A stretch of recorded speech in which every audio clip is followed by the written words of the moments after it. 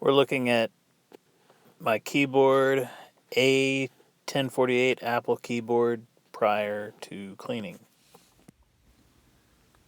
And this is after cleaning the keyboard.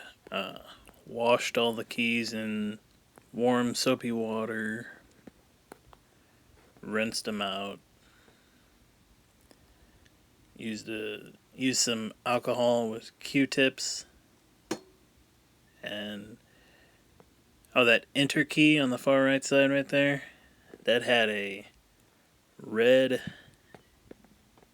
mark on it from some kind of pen or something that scraped on it, and it actually